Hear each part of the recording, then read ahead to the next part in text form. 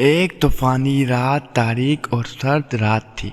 صبح سویرے بارش ہونے لگی اور مسلسل 2 بجے تک برستی رہی تھی۔ شہر کے نشیبی علاقوں میں جا پانی جمع ہو گیا تھا، جس سے لوگوں کو آنے جانے میں خاصی وقت پیش آ رہی تھی۔ مرزا ادیب رات تاریک اور سرد تھی، صبح سویرے بارش ہونے لگی اور مسلسل 2 بجے تک برستی رہی تھی۔ شہر کے نشیبی علاقوں میں جا پانی جمع ہو گیا تھا، جس سے لوگوں کو آنے جانے میں خاصی دقت پیش آ رہی تھی۔ چونکہ بارش کے ساتھ تیز ہوائیں بھی چلتی تھی، اسی لیے قریب آدھے شہر کی بجلی بند ہو گئی تھی۔ گھروں میں لالٹینیں اور موم بتیاں جل رہی تھیں، جن کی ہلکی اور مدھم روشنی میں گھر والے اپنے ضروری کام نپٹا رہے تھے۔ اس رات ایک محلے کے ایک چھوٹے سے مکان کے اندر راشد دروازے کے پاس کرسی پر بیٹھا ہوا کسی سوچ میں گم تھا۔ اوپر دیوار کے ساتھ لٹکی ہوئی لالٹین کی روشنی کمرے میں ایک چھوٹے سے حصے پر پڑ رہی۔ راشد 9ویں جماعت کا طالب علم تھا اور اپنی ماں کے ساتھ رہتا تھا۔ اس کی امی محلے کے لوگوں کو کپڑے سی کر گھر کے اخراجات پورے کر لیتی تھی۔ راشد کے ابا جی اس وقت فوت ہو گئے تھے جب راشد عمر 7 سال تھی اور وہ دوسری جماعت میں پڑھتا تھا۔ رات کے 9 بج گئے تھے۔ اس کی امی عام طور پر 10 بجے کے بعد سو جاتی تھی، مگر اس رات ان کی طبیعت قدرے خراب تھی، اسی لیے تقریباً 8 بجے ہی سو گئی تھی۔ اگر گھر میں بجلی کی روشنی ہوتی تو راشد اپنی عادت کے مطابق کوئی نہ کوئی کتاب پڑھتا اور کتاب پڑھتے پڑھتے سو جاتا، لیکن خاطر خواہ روشنی نہ ہونے کی وجہ سے کچھ بھی پڑھنا اس کے لیے مشکل تھا، اور چونکہ اس سے نیند بھی نہیں آ رہی تھی، اسی لیے کرسی پر بیٹھا بیٹھا کتابوں کے بارے میں یا دوستوں کے متعلق سوچ رہا تھا۔ سوچتے سوچتے اسے اچانک ایک واقعہ یاد آ گیا جو کئی سال پہلے اسے اس کی امی نے اسے سنایا تھا۔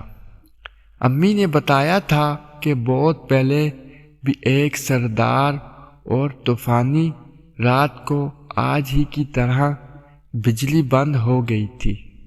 گھر میں کوئی لالٹین بھی نہیں تھی کہ اسے جلا کر روٹی وغیرہ تیار کر لیتی۔ اندھیرا بہت زیادہ تھا، ہاتھ کو ہاتھ دکھائی نہ دیتا تھا۔ تم اپنی خالہ کے گھر گئے ہوئے تھے۔ گھر میں کھانے کے لیے روٹی کا ایک سوکھا ٹکڑا تک نہ تھا۔ ایسے میں مجھے کھانے سے زیادہ تمہاری فکر ستا رہی تھی کہ کہیں مجھے اپنے پاس نہ پا کر تم رو نہ رہے ہو۔ ایک مرتبہ میں نے گھر سے باہر نکلنے کی کوشش بھی کی کہ خود تمہاری خالہ کے ہاں جا کر تمہیں دیکھ آؤں یا اپنے ساتھ لے آؤں، مگر جیسے ہی پاؤں دروازے سے باہر رکھا، میرا پاؤں گھٹنے تک پانی کے اندر چلا گیا۔ اس حالت میں باہر جانا میرے لیے ممکن ہی نہ تھا۔ میں پریشان بیٹھی ہوئی تھی کہ دروازے پر دستک ہوئی۔ میں اس طرف گئی تو آواز آئی، بہن جی، آپ کو کوئی مشکل تو نہیں؟ کوئی کام ہوتا بتائیے، میں حاضر ہوں۔ میں سخت پریشان تھی، اسی لیے اسے بتا دیا کہ میرا بیٹا اپنی خالہ کے ہاں نہ جانے کس حال میں ہے، اس کی بڑی فکر ہے۔ اس شخص نے میری بہن کا پتہ پوچھا اور چلا گیا۔ میں اس کی شکل نہ دیکھ سکی۔ لالٹین تو اس کے ہاتھ میں ضرور تھی، مگر اس کی روشنی صرف زمین پر پڑ رہی تھی۔ وہ اجنبی شخص چلا گیا۔ آدھے گھنٹے بعد دروازے پر دوبارہ دستک ہوئی۔ دروازے پر گئی تو وہی آواز پھر سے آئی، بہن جی، آپ کا بیٹا آپ کی بہن کے ہاں گہری نیند سو رہا ہے، آپ اس کی فکر بالکل نہ کریں۔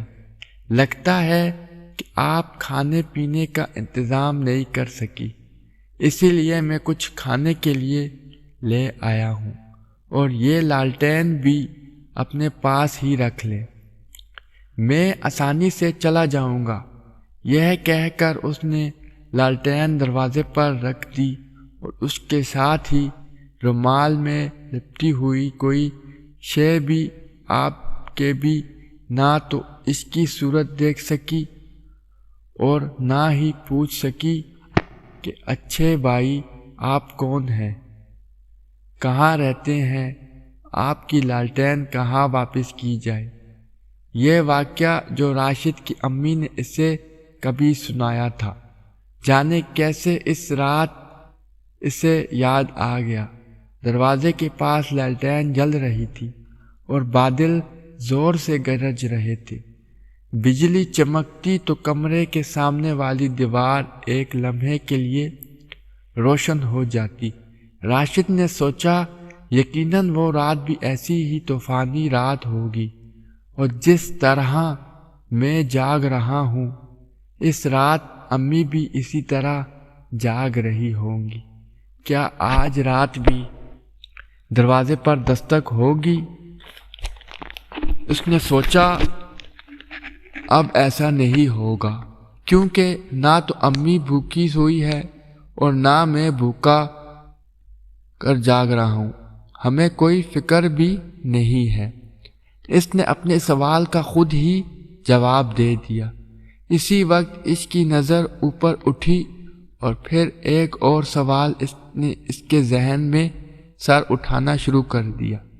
کیا یہی وہ لالٹین ہے جو اس رات اجنبی شخص نے امی کو دی تھی؟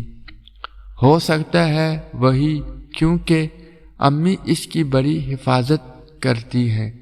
بجلی چلی بھی جائے تو موم بتی جلا کر کام چلا لیتی ہے۔ امید کرتا ہوں کہ آج کی ویڈیو آپ کو پسند آئی ہوگی۔ شکریہ۔